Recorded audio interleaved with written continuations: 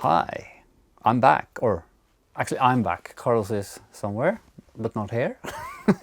So I want to show you what I did on the dollhouse since last time. Now it's finished on the outside and it's also finished inside with all the paint. So I need a little bit there, but it's kind of okay. And we got the blue kitchen, we got this green room, and we also got some new furniture. And Magnus, the mouse, he's with his new sweater that we made in another video. And he's just waiting for more friends to move into the house, I guess. So we think it's starting to be something. And now in the kitchen we also found some new furniture. We went to Venice and we found this table and all these cupboards in a second-hand store or antique store. So they're really nice. And we also got all the framing now because it wasn't finished with the framework when we saw it last time.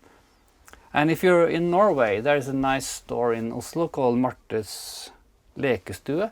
And she has a lot of nice things for your dollhouse, and she also has an internet store, but I think it's only for Norway. So if you're in another country, you probably have your own dollhouse stores. And what we need now is some pictures on the wall in the kitchen because it's very empty and very blue.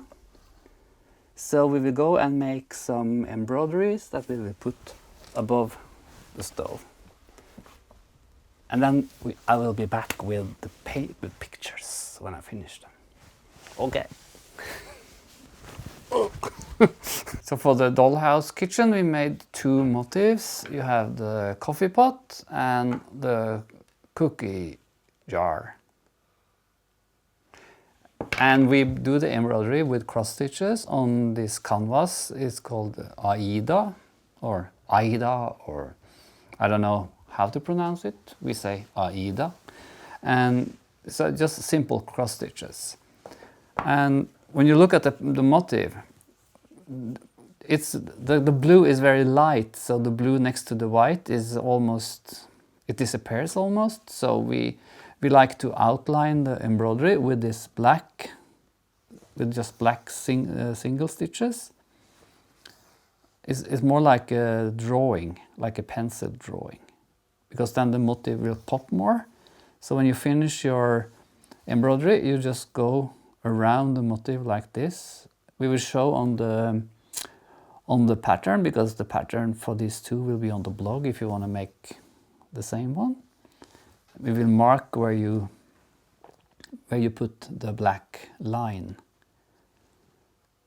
So, and when you also look at this gingham, we also put white cross stitches on white, because it looks more finished when you have white in the open parts. Also on the jar, all this white is embroidered with white. So we put white on white to make a more finished look.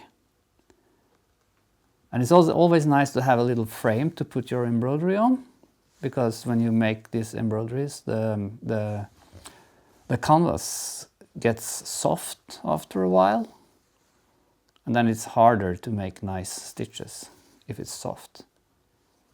So I'm just going to finish these black lines, and then I will tell you about the frames we made. So just a few more stitches. And these two motifs, they are actually inspired of a movie we saw, the Beauty and the Beast movie, who came, I think it was last year it came. The one with the talking, what do you call that, candle holder, and the talking teapot, and you have this wardrobe that dressed the girl when she comes to the Beast. So we got really inspired when we saw that movie. So we had to add the gold and make it kind of cartoonish or old-fashioned. few more stitches, and then the cookie jar should be more visible.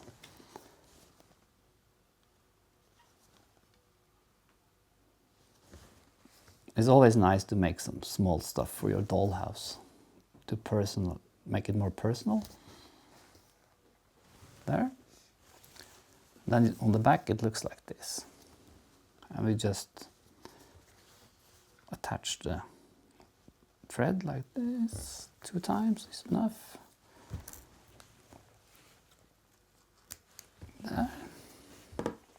Then you take it out of the frame. There you have embroidery. And the frame is made from old wooden frame we found in a thrift store or charity shop. So we just bought the old frame and we made these corners and we glued them together. And then we put on this brownish or reddish color. I think it's called eating room red or something. I don't remember, but like red brown. And then we use the edding, the spray paint on top with gold to make it a little bit older. And then we have this carton where you just place the motif, try to balance it on the carton like this, and then you just put it in, and you have a picture for your dollhouse. But I have to iron this one, so I just put it in now to show you, and then I have to iron it. So it will be in there like this. But first it needs to be ironed. And then when you have done that, I put on this tape on the back, so it sticks to the frame. So now I just iron this one and I put it in the frame, and then we can go and put it in the dollhouse.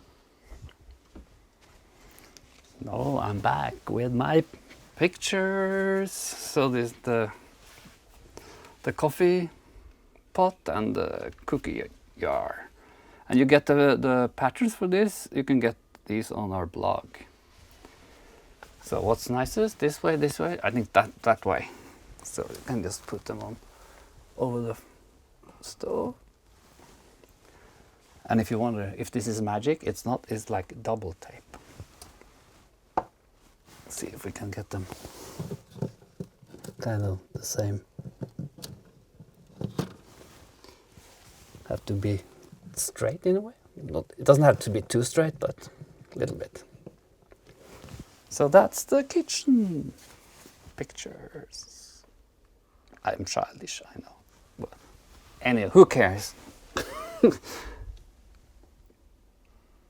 So that's the kitchen. Skal du si ha det og sånn? Skal vi si det? Skal vi si... Yeah, thank you for, I hope you enjoyed the update. Ja, skal jeg nevne bloggen og... Please follow us. Just like and subscribe. Yeah. So that's it for now, and thank you for following us. And if you want to see more, please subscribe to our video blogs and like it or whatever. There's more on our website and the blog. So bye.